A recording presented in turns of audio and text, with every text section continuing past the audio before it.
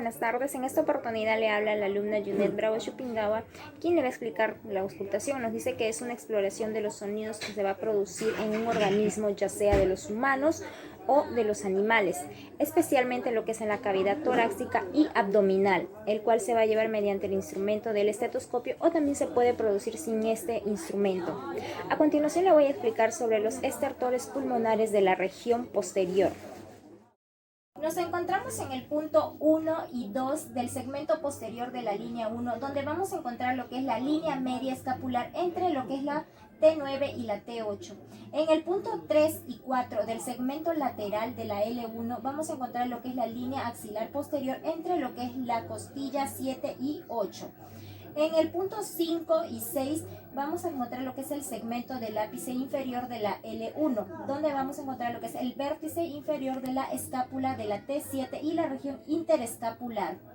En el punto 7 y 8 vamos a encontrar lo que es el segmento del ápice superior de la L1, donde va a estar lo que es la región interescapular por debajo de la T3.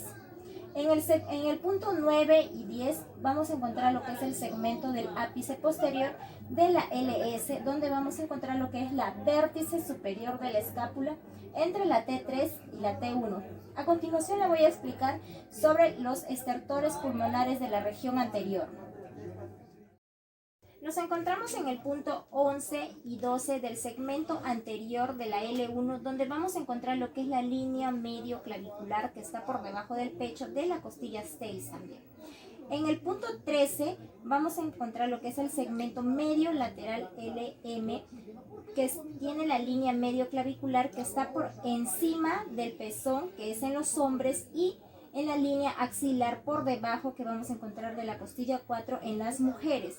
En el punto 14 vamos a encontrar lo que es el segmento superior inferior, donde vamos a encontrar lo que es el língula de la LS y de lo que es la línea medio clavicular que está por encima del pezón, es en los hombres, y vamos a encontrar lo que es en la línea axilar que es por debajo de la costilla 4 en las mujeres.